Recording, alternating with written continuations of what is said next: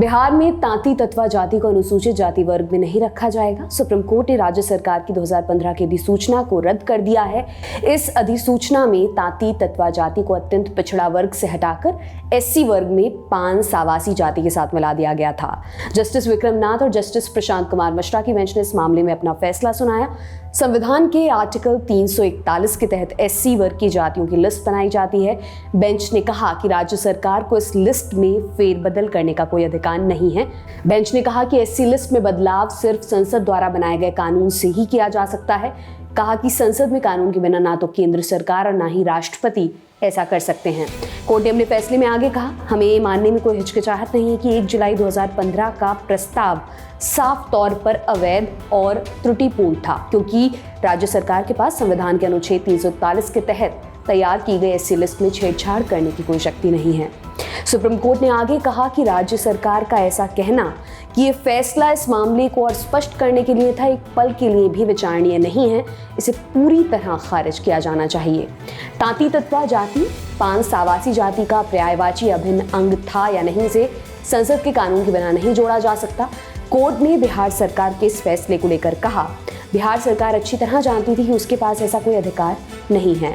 राज्य सरकार ने 2011 में ऐसा करने का अनुरोध केंद्र सरकार को भेजा था, जिसे स्वीकार नहीं किया गया और आगे की समीक्षा के लिए वापस कर दिया गया। इस बात को नजरअंदाज करते हुए राज्य ने 1 जुलाई 2015 का सर्कुलर जारी कर दिया। बेंच ने कहा कि राज्य पिछड़ा आयोग की सिफारिश पर ईबीसी लिस्ट से तांती तत्वा को हटाना न्यायोचित हो सकता है, लेकिन एससी लिस्ट में से पांस आवासी के साथ जोड़ना दुर्भावनापूर्ण प्रयास से कम नहीं है, भले ही राज्य उस समय अच्छी, बुरी या उदासीन सोच रखता हो। कोर्ट ने कहा, ये दलील कि आयोग की सिफारिश राज्य के लिए बाध्यकारी है, इस आधार पर निर्णय लेने का प्रश्न नहीं उठता, क्योंकि यदि हम इस दलील को स्वीकार कर भी लें तो ऐसी सिफारिश केवल ईबीसी से संबंधित हो सकती है।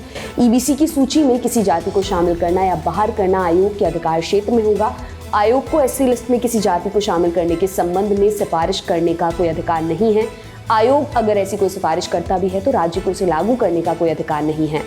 संविधान में राज्य को ऐसा करने की अनुमति नहीं दी गई है।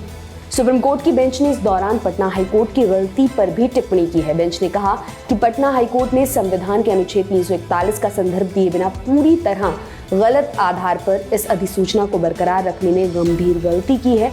सुप्रीम कोर्ट ने आगे कहा कि राज्य की इस गलती के लिए उन्हें माफ नहीं किया जा सकता। शीर्ष अदालत का कहना था, राज्य के आचरण में दोष मिला है, ना कि तांती तत्वा समुदाय के किसी व्यक्तिगत सदस्य में। इसलिए कोर्ट ये निर्देश नहीं देना चाहता कि उनकी सेवाएं समाप्त की जाएं, अवैध नियुक्तियों के लिए वसूली की जाए या अन्य लाभ वापस लिए जाएं।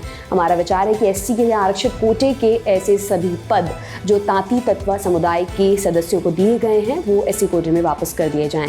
कोर्ट ने कहा कि तांती तत्वा समुदाय के ऐसे सभी सदस्य जिन्हें इस तरह का लाभ दिया गया है उन्हें ईबीसी की उनकी मूल श्रेणी के अंतर्गत समायोजित किया जाए। इसके लिए राज्य कोई उचित उपाय कर सकता है। फिलहाल इस खबर में इतना ही। आप इसे लेकर क्या सोचते हैं कमेंट सेक्शन में हमें बताएं। ये तमाम जानकारी आपके लिए लेकर आए थे हमारे साथी रवि सुमन। मैं हूं दिव्यांशी सुमराव। देखते रहिए दी लल्लन टॉप। बहुत बहुत शुक्रिया।